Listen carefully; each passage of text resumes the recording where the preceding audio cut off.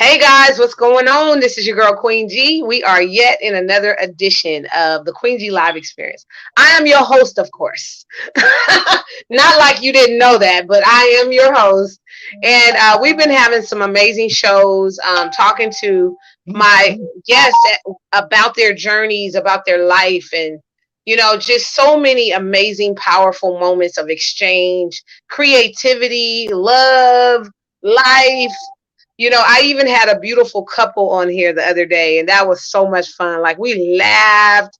I just never would have thought that the pandemic and a quarantine would bring people together like this in this way, and you know allow us to be able to share to so many people all at once. Like, it's amazing. And I know everybody is having a tough time. We've had a hard year.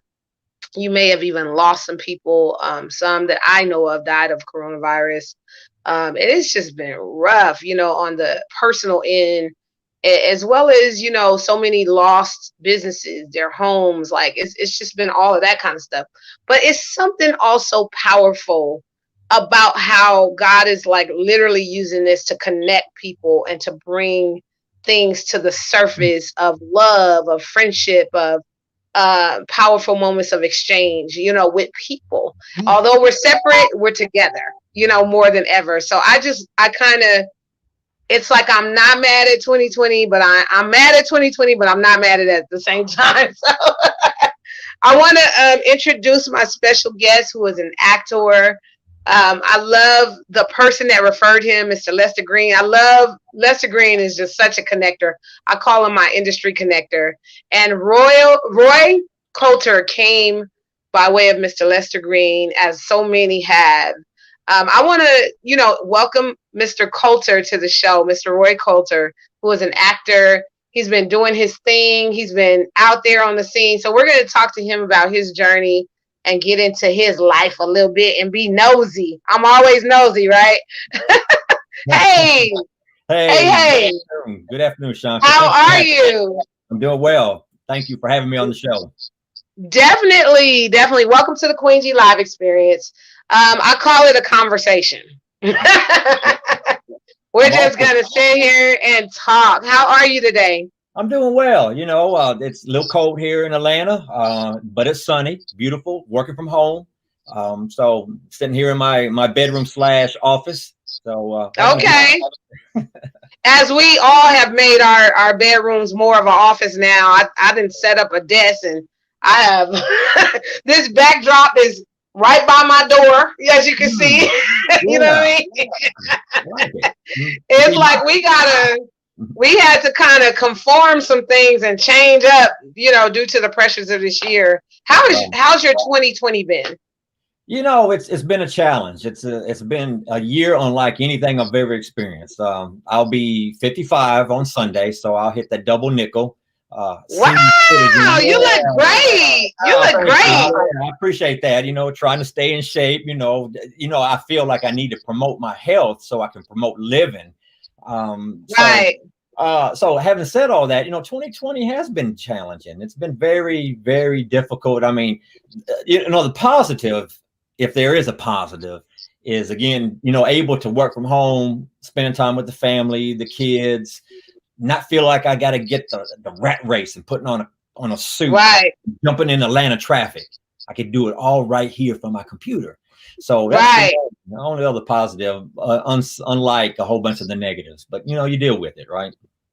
It kind of made us rethink some things, right? Even like, okay, if we can do all this from the base of our home, right? Why even get caught up in the rat race anymore? We may want to just, make this an option from now on. I mean, I totally agree. And, I think a lot of Fortune 500s and even the small businesses may be even looking at that, entertaining that fact, because it seems to be the normal way of life now. And you know what? Hey, as long as everybody stays healthy and we're safe and we learn to move from this, I'm all for it. Hey, let me work from home. Right. I have an interesting question for you. I don't know why I'm going this route, but how does a person make it to 55, which is the age you just turned, the double nickel, Yeah. and keep a healthy state of mind and be, just okay with life. Like, how do you get there? You know Hmm. what I'm saying? Yeah. Yeah. Probably there's a lot of contributing factors. Number one, I mean, faith. I gotta have faith. I gotta look for the Lord above, like, okay, please guide my steps. Number one. Right. And then once I've got the direction from him up above, then everything else kind of falls in place. It's like, okay, I know I need to eat right. I need to exercise. I need to have a good spirit about myself. I'm not talking again about the religious side. If I need to be spirit when it comes to how I view things and how I listen to people and what I say to people and and and just being kind-hearted, because Yeah. I can be aggressive. I have been known to be aggressive, not to a point to where I'm domestically aggressive, but I'm talking about, if somebody makes me upset, then I'm upset, but I Right. love, like anybody else, right? And when you're in that traffic and then someone cuts you off and then you honking, I'm like, what the heck? So you learn to channel that emotion and I put it in check and I feel better. I feel, you know, ever since I retired from the Air Force, which was in 2006, I knew that the longevity of someone that retires from the military, whether how long or whatever job you did, because of the hustle and bustle that we did every day, and now all of a sudden we slow down. That Just longevity stop. is not right. It's Yeah. not their lifespan doesn't last that long. My father, who would have been um, 77 yesterday. He passed away when he was 65, and he was a retiree from the Air Mm. Force. He did 23 in the Air Force, and I did 21. And I knew that. Wow, you look like such a baby to me. Yeah, That's thank that's you. Yeah, it's the smooth skin. Yeah, the moisturizer. So I knew I didn't want to. Yeah, right. you know, bless his soul, and I didn't want to follow the footsteps of like that. I mean, he sat dormant. When he retired, he didn't do a whole lot, and I think that led to being overweight. Had a heart attack at a young age, and again, he passed away. About 13 years ago. So I knew I didn't want to be that way. So once I retired from the Air Force, I hit the ground running. I got to keep working. I keep exercise, keep doing, whatever. I love doing yard work. I like getting outside. I've got teenage kids that they don't touch the lawnmower. They don't touch the rake. They don't Right. touch You the said they don't touch it. no. It's like leave that alone because I actually enjoy doing it. I don't because it's a peace of mind for me. I put on my little Beats headphones, Right.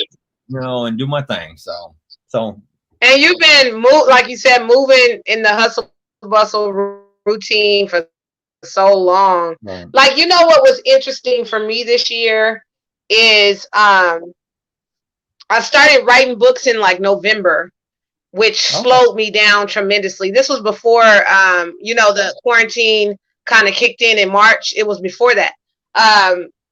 So I was already in that mode of, let me just vibe with my spirit, vibe with my mood, and just kind of, let that flow throughout the whole household and let that be how we're kind of like, Yeah. let that be, right? Right. That's kind of where I was at.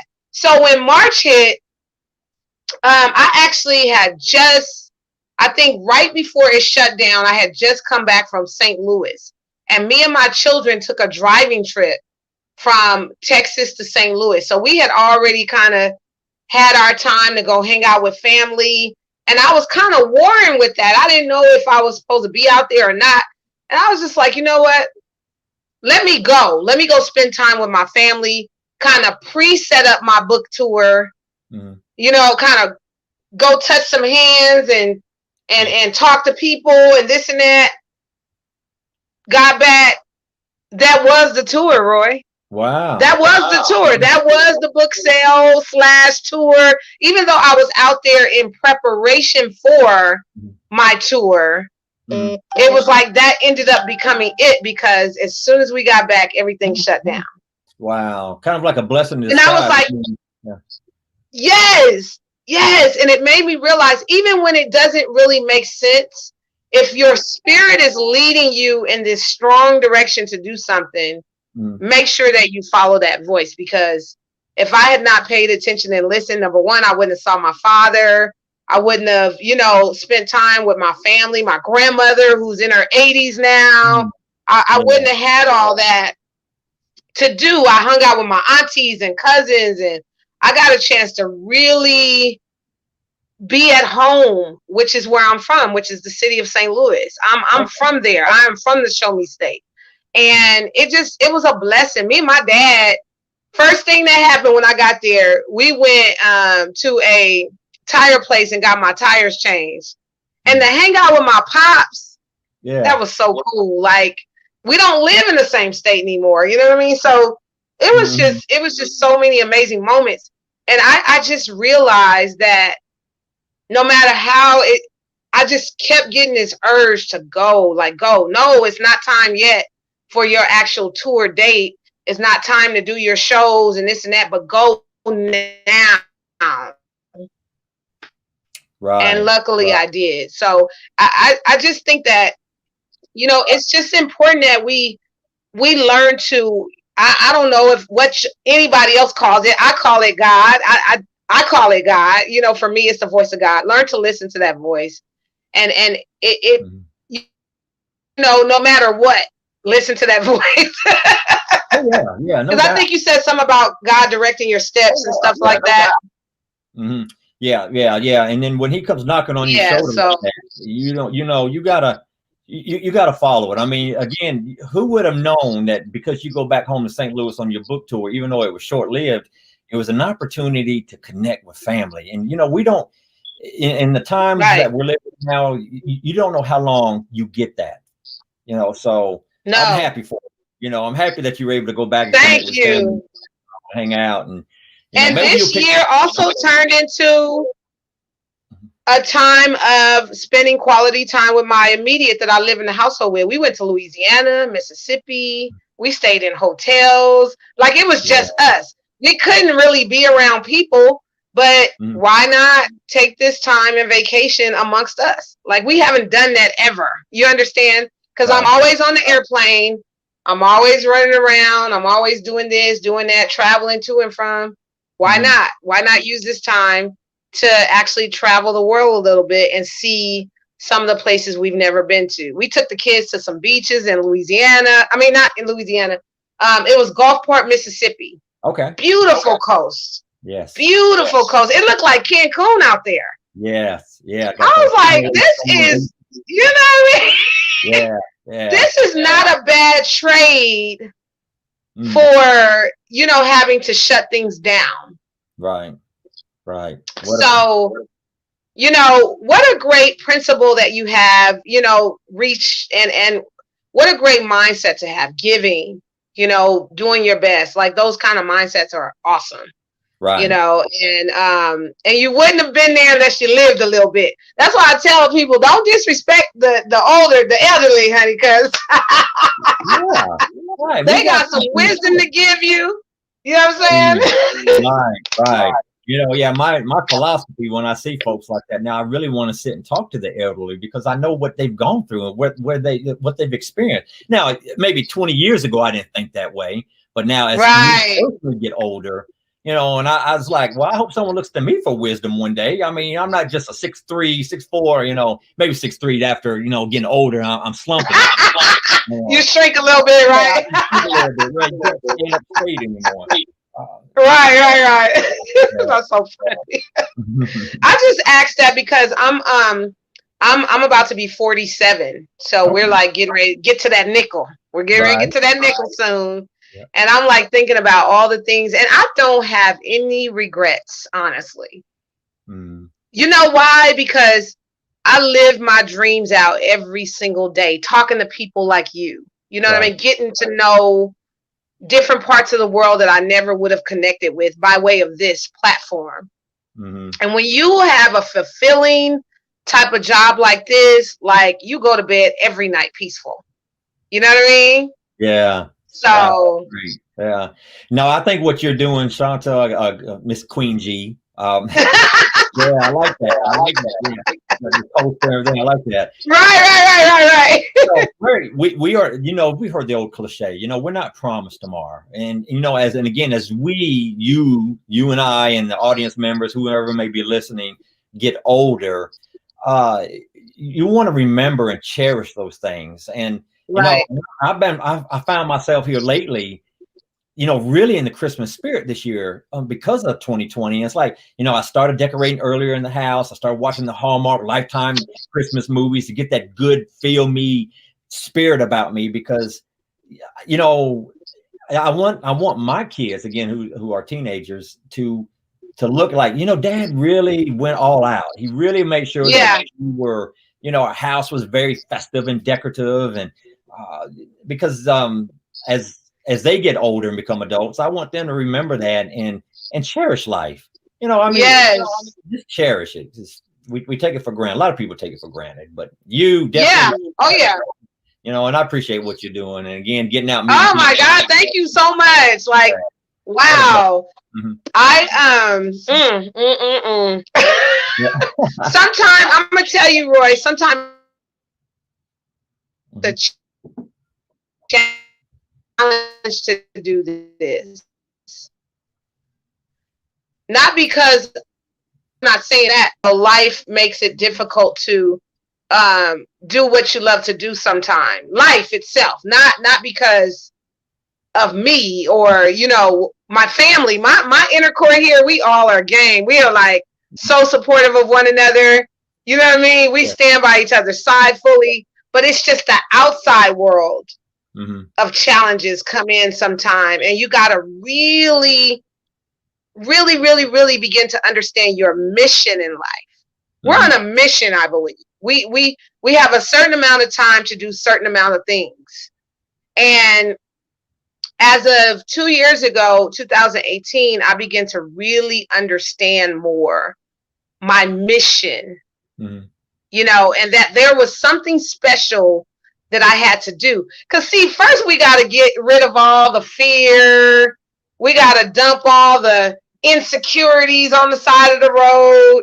And then we got to learn to block people out and have what was called tunnel vision, because, as you step further into your purpose and passion and love for what you love to do, people begin to, throw all these darts and, from them being misunderstanding your mission, a lot comes at you. So you learn, I had to learn all that. Okay, get rid of the negative talking and get out of your own 300 and some pound way. I was 3 something at the time. I'm working on it.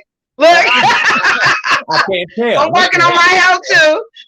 You look good. So, once I got out of my own way, oh my God, Roy, the freedom of just letting it ride. Right. And going in there with me and God, him downloading my mission into me every step of the way, and just me and God. He say go this way, I'm going that way. Whatever he say, I'm there. It's kind of that's how it went. You know what I mean? And no longer am I afraid of this. There's greatness in all of us in some way or the other. And sometimes you can be in fear of being great. What is it going to be like on the other side? What is it going to be like if I push too hard, or if I step outside of this boundary? And we're literally toying with our own thoughts. Right. You know what I mean? And struggling with what's inside of our own heads. So I had to get out of my head too. You know what I mean? Yeah. And remove these double-sided, double negative thoughts that were floating in and through my head based on my own insecurities. And I just had to let go. So, have you ever felt like that?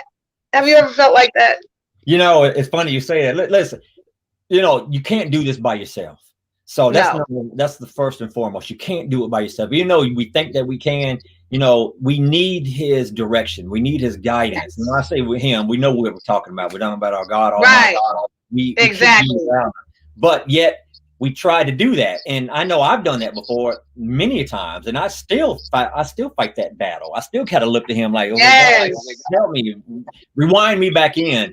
But, and also what you said earlier, listen, the family, you're the fortress. Your family is a fortress, and you got people from the outside that's trying to penetrate and break down those walls. And Mm-hmm. Oh yeah.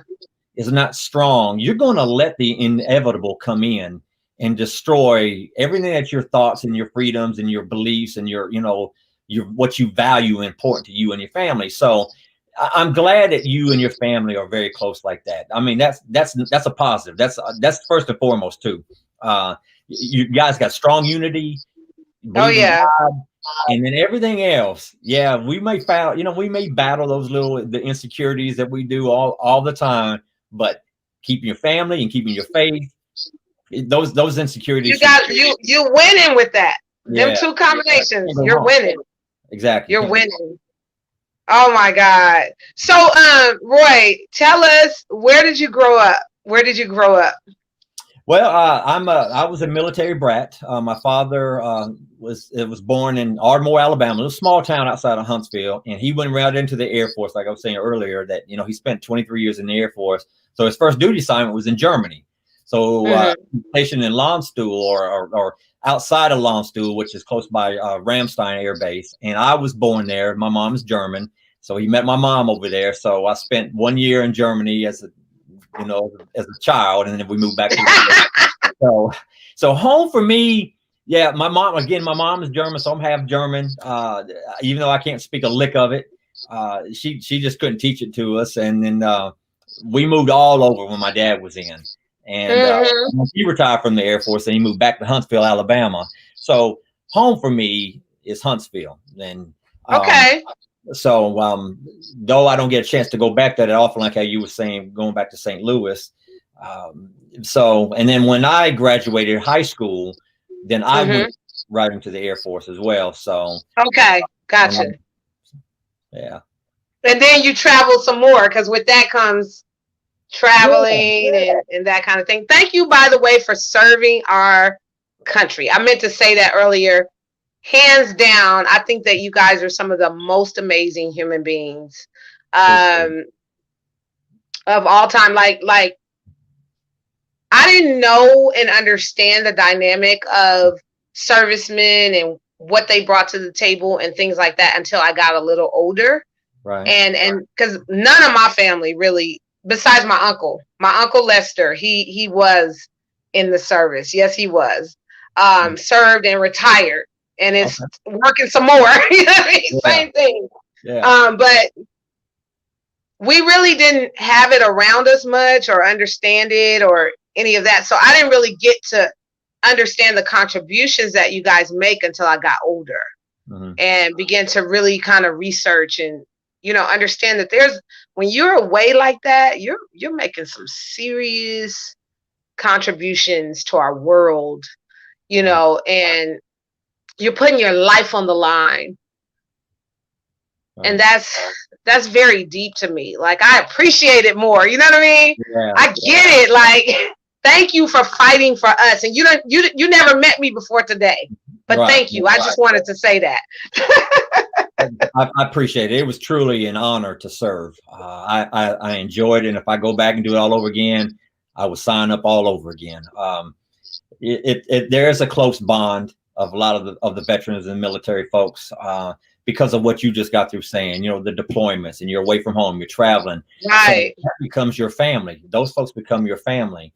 And, for an 18-year-old that just graduated high school going into something like that, unlike an 18-year-old that leaves for college at a dorm, typically they can jump in their car, come back home, mom and dad will help them out, wash their clothes, feed them if they want to. An 18-year-old that gets sent overseas, and being away from family, and you have nobody but yourself to rely on, getting your clothes washed, make sure you get up on time to go to work, feed yourself.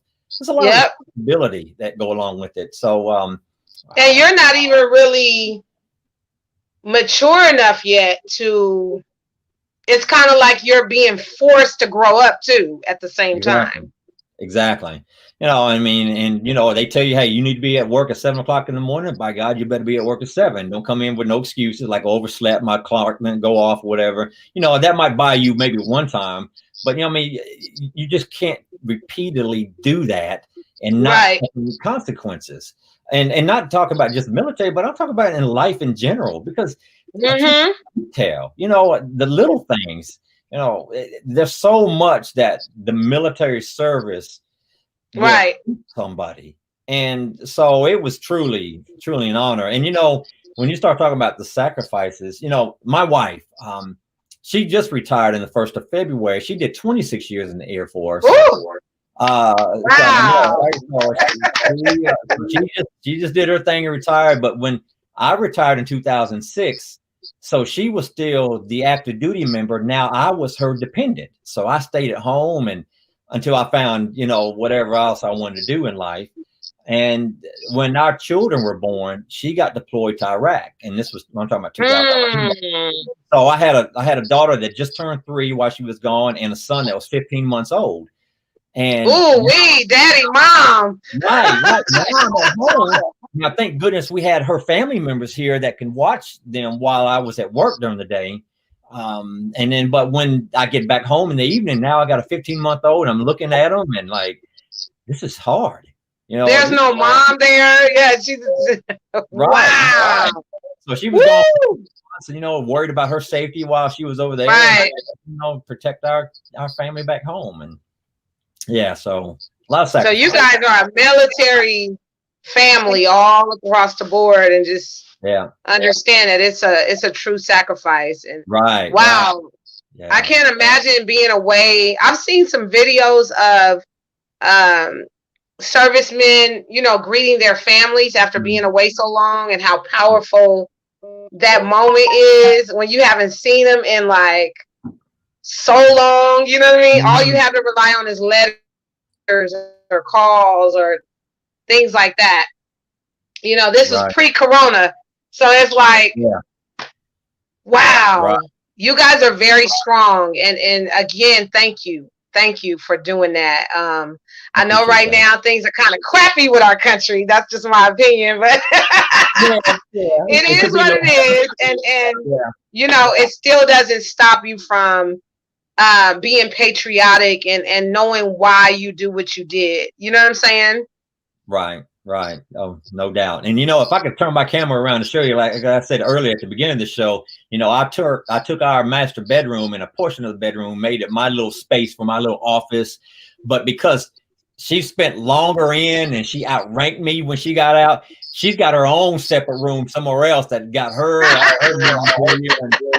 shoe room and her desk. So I get the little small part of the bedroom. Right. Hey, and I know you don't mind that. You don't mind that. No. How long have you guys been married? We just hit 14 and back in October. 14 years in October. Oh my God! What a blessing! What a blessing!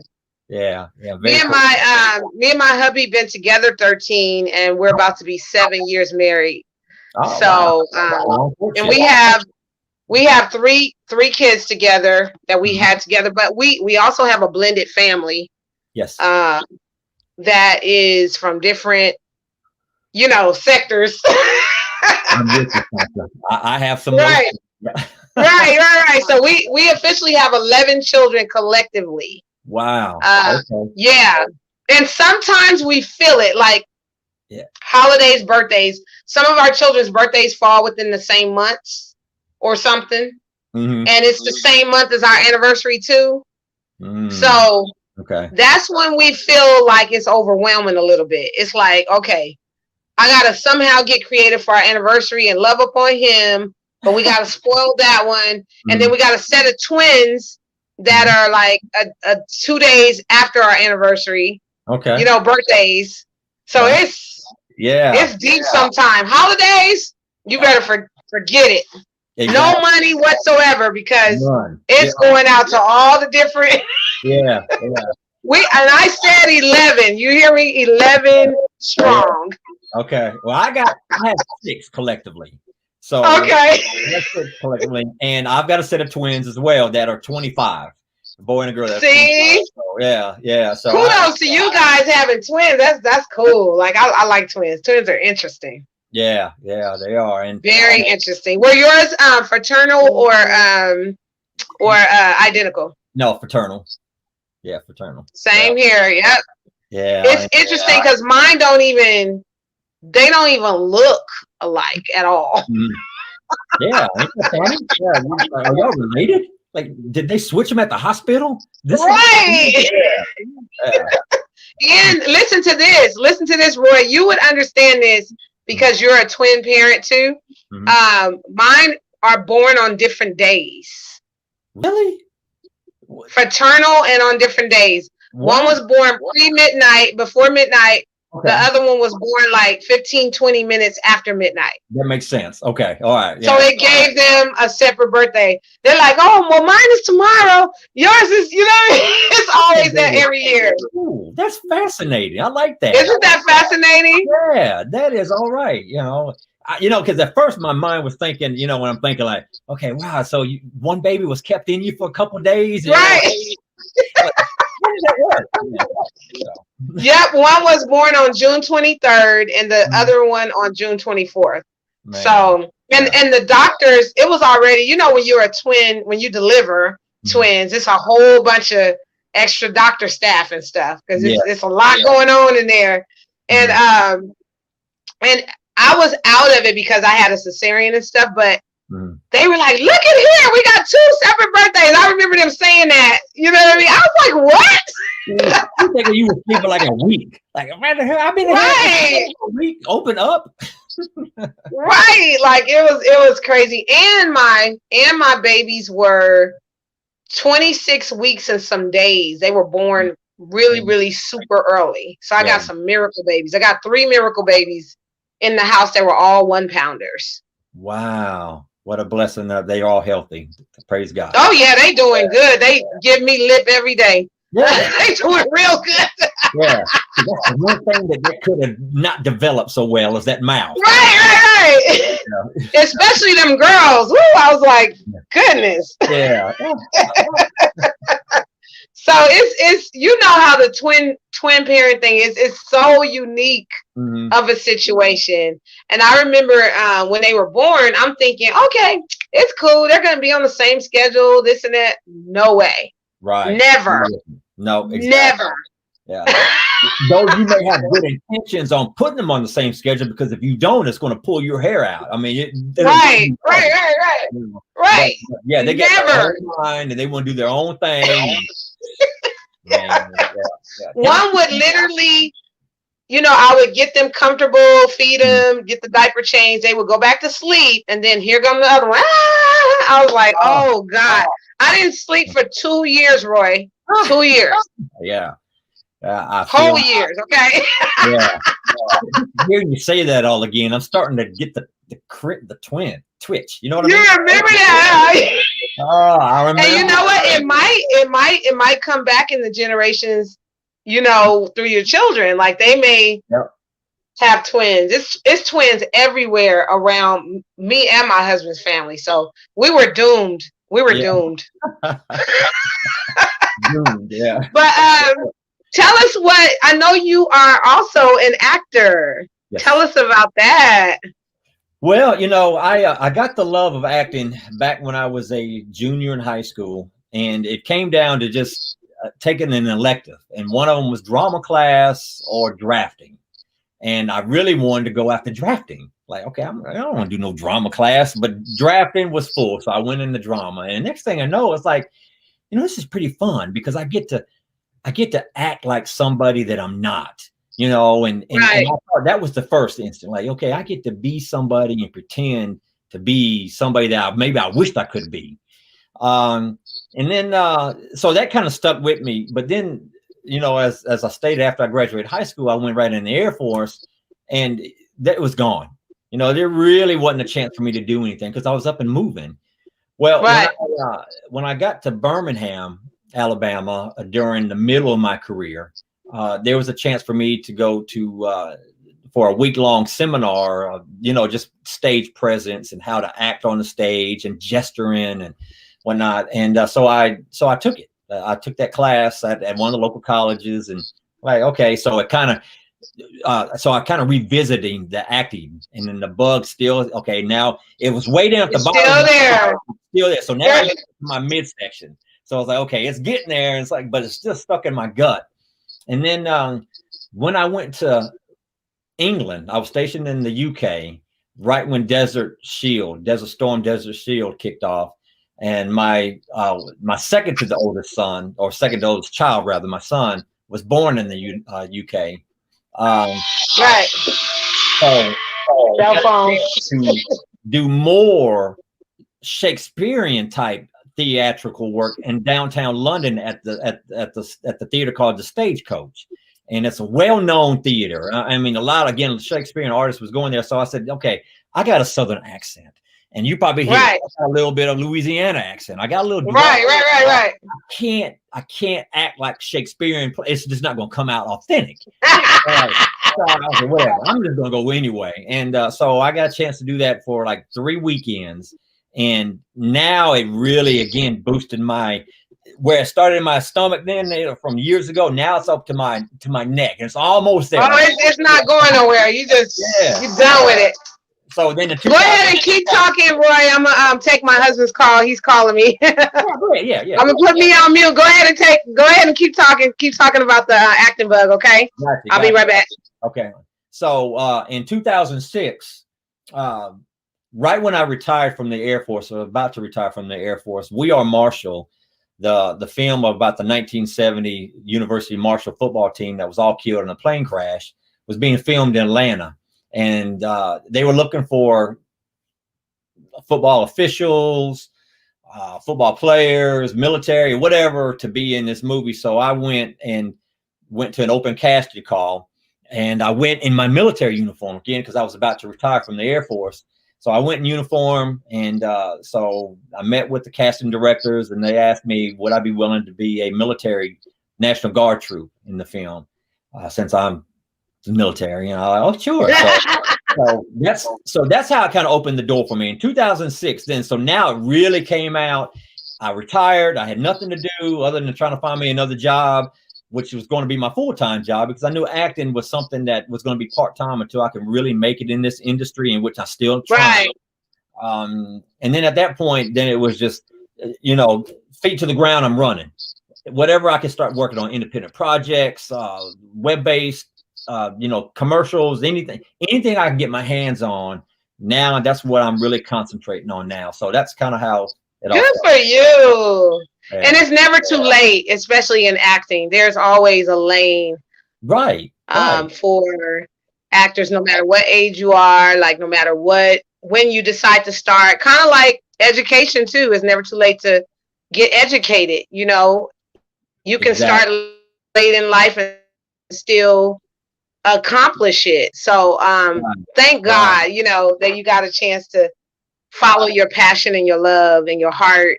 Unfortunately, Roy, I'm gonna have to end the interview. We've had such a great time talking and sharing, but I want you to give us your social media sites and how we can find you. Sure.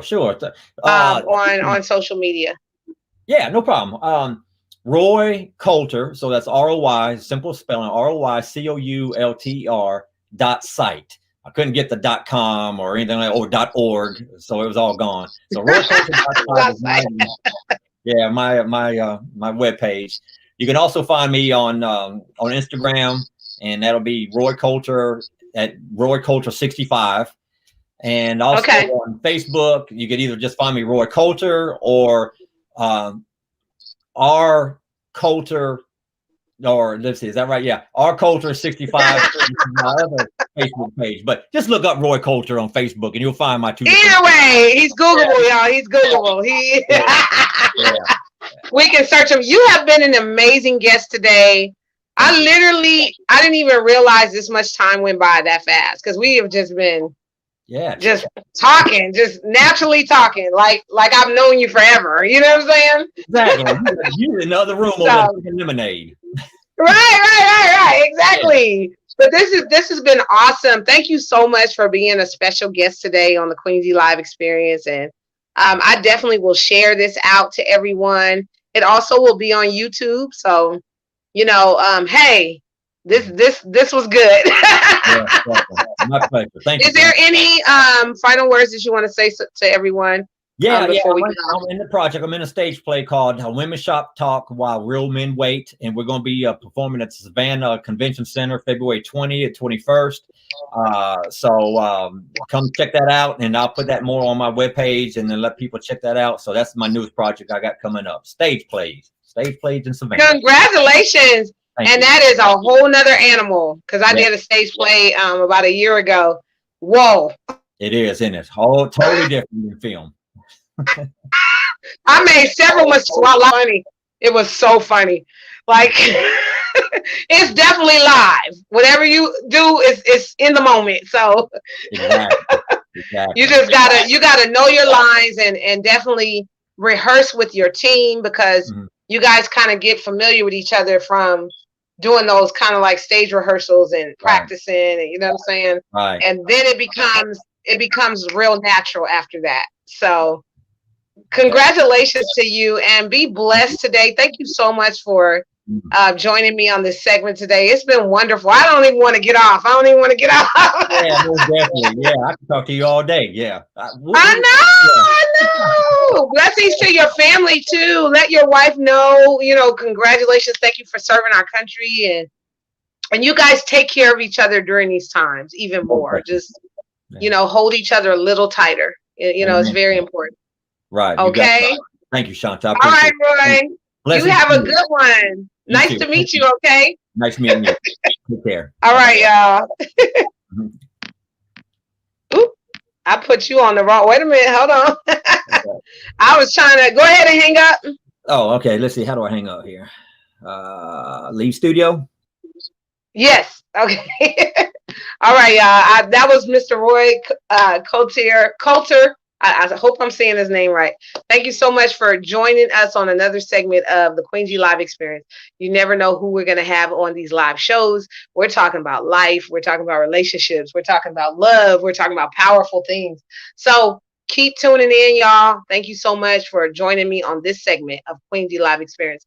I'm out, y'all. See you next time. Bye-bye.